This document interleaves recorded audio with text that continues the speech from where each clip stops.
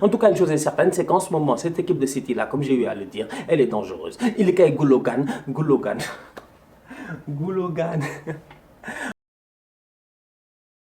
Salam, salam, outsider. Le débrief, il commence maintenant.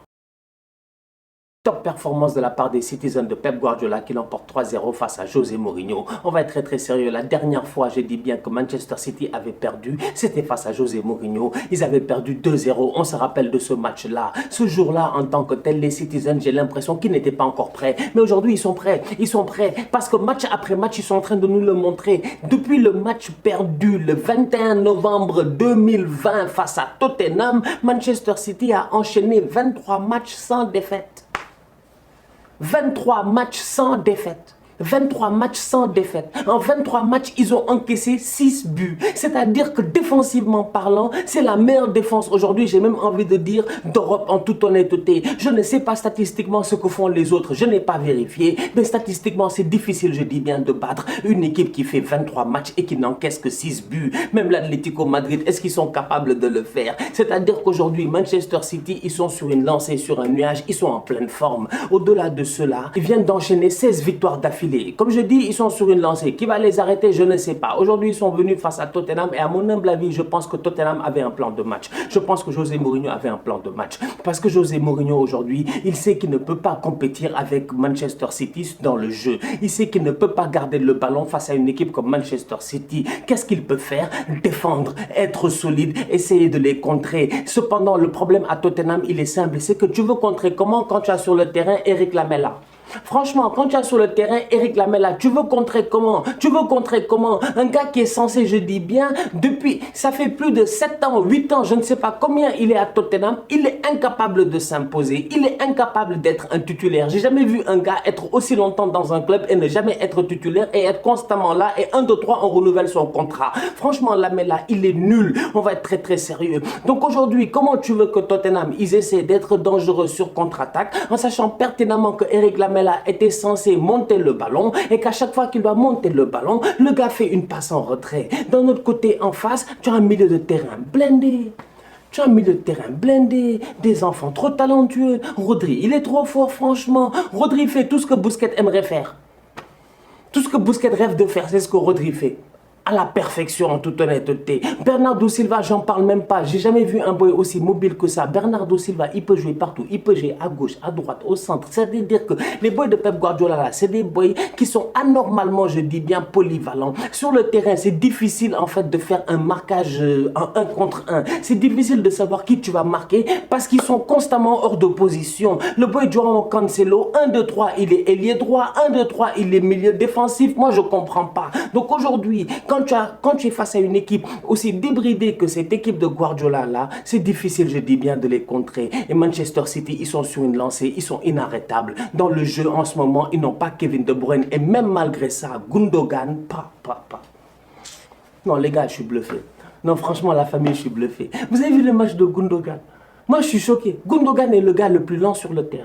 C'est le joueur le plus lent sur le terrain. Gundogan, franchement, c'est le joueur le plus lent sur le terrain. Mais en vitesse d'exécution, c'est le gars le plus rapide sur le terrain. Tu lui donnes le ballon, il contrôle, paf, il lâche. Ça dit que ça va très vite. Ça va très très vite avec Gundogan. Il perd pas beaucoup de temps. Il n'a pas beaucoup de temps. Gundogan, c'est un bandit. Nous tous, on sait qu'il n'y a pas penalty. Vous savez, il n'y a pas penalty. Il n'y a pas penalty. Il n'y a pas penalty. Højbjerg. Gundogan marche d'abord sur le pied de Højbjerg. Regardez bien le ralenti. Il n'y a pas de penalty, je suis désolé. Mais Gundogan, c'est un bandit. Il tombe, il va chercher son penalty. En plus de ça, il claque un superbe but. Il ne respecte pas, je dis bien, les boys de Manchester City. Il laisse Davinson Sanchez par terre comme du n'importe quoi. Il dribble le défenseur. Il ajuste Hugo Lloris. Tout cela sur une passe décisive de Ederson. C'est-à-dire qu'aujourd'hui, on parle de football, franchement. Et le momentum et la confiance est très très important dans le football. Et en ce moment, à Manchester City, ils sont tous en confiance. Franchement, ils sont tous en confiance, en toute honnêteté. C'est-à-dire que le gardien, il est dans une top confiance. Les défenseurs sont dans une top confiance. John Stones, je ne l'ai jamais vu comme ça. La dernière fois que j'ai vu John Stones comme ça, c'est dans le temps où on parlait de lui comme étant une pépite. Il était à Everton, il était au top. Depuis lors, je n'avais pas vu John Stones comme ça. Ces temps-ci, il est transcendé. Cancelo sur le côté, il est transcendé. Zinchenko, il est au top de sa forme. Et en plus de cela, le gars, il a un banc de touche. C'est-à-dire que Ben Mendy, ça fait longtemps on l'a pas vu et on sait que c'est pas un tocard. Kyle Walker, il est au repos ou il est blessé, c'est pas important. Parce qu'en ce moment, je dis bien sur le terrain, il y a des gars qui sont en train de faire le taf. La rotation dans cet effectif-là est sensationnelle. Phil Foden, j'en parle même pas. Encore une fois, il sort une top performance. Aujourd'hui, je dis bien, cette équipe de Manchester City-là, il faut faire attention à eux. Ils n'ont pas Kevin De Bruyne, ils n'ont pas Ruben Dias, ils n'ont pas Agüero. Ils arrivent, ils mettent 3-0 à Tottenham. Respect. Gundogan est au top de sa forme. Gundogan est en forme. J'ai jamais vu Gundogan comme ça, lui aussi. Sincèrement, Gundogan, c'est incroyable parce que voilà un joueur qui est dangereux. À chaque fois, je vous parle ici de ces milieux de terrain qui passent leur temps à perforer, à rentrer dans la surface de réparation. À chaque fois que je dis ça, je donne toujours l'exemple de Gundogan. Parce que pour moi, je dis bien, le résumé de ce poste-là, c'est Gundogan. Mais Gundogan, il est dangereux. Il est constamment dans la surface. Combien de fois aujourd'hui, tu vois les centres de Phil Foden qui est à l'attente du centre?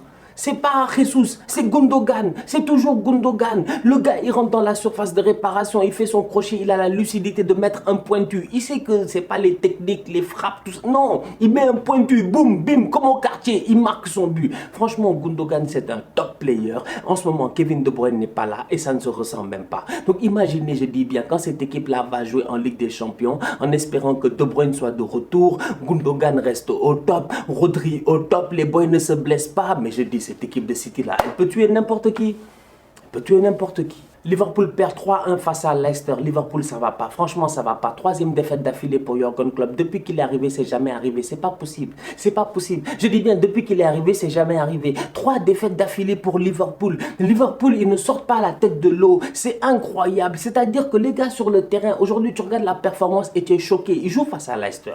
La première mi-temps, franchement, ils sont en domination. Liverpool est en domination. Liverpool joue bien. James Milner, au début du match, il est très bon. Il sort très vite parce qu'il est blessé. Thiago Alcantara rentre. Quand Thiago rentre, il y a un problème de positionnement. Thiago, franchement, j'ai l'impression qu'il est perdu sur ce terrain-là. Thiago doit jouer plus haut sur le terrain. Mais Thiago joue plus haut sur le terrain. Firmino passe son temps à dézonner. Il n'y a personne dans la surface de réparation. Mohamed Salah, en 1 contre 1, il n'arrive pas forcément à faire la différence face au boy, là, comment il s'appelle, le Portugais Pereira. Donc aujourd'hui, je suis désolé, franchement. Liverpool en première mi-temps, ils sont en contrôle. Leicester n'est pas forcément dangereux. Cependant, Leicester, ils ont des contre-attaques et ça, on le sait. Jamie Vardy, 1, 2, 3, il peut marquer. Ok.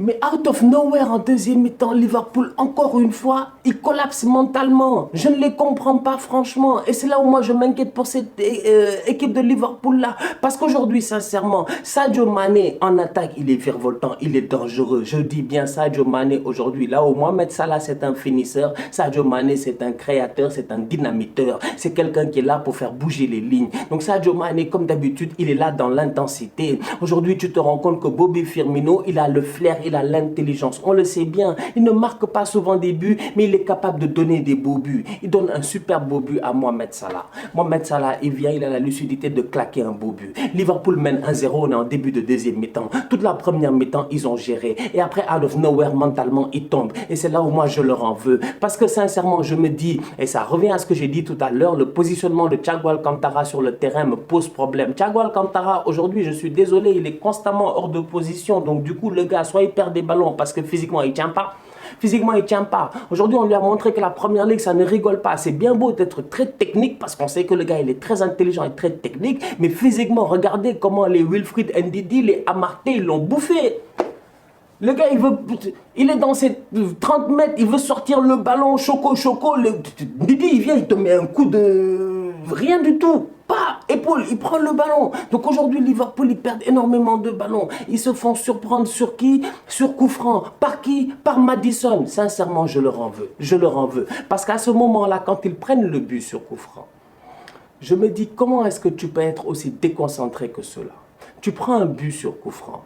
On est d'accord. Déjà, il y avait polémique. Penalty, pas penalty. On est d'accord. Il n'y avait pas penalty. Maddison vient, il pose son coup franc. Dans le même match, Maddison, il a eu 3 fois le même coup franc excentré, je dis bien. 3 fois le même coup franc excentré. 3 ou 4 fois. Les 3 premières fois, si je ne me trompe pas, il rate, je dis bien, la trajectoire qu'il essaie de trouver. La 4e fois, ça fait mouche, le ballon rentre. Polémique à la VAR, quoi que ce soit, on se rend compte qu'il n'y a pas hors-jeu. Amarté est bien couvert.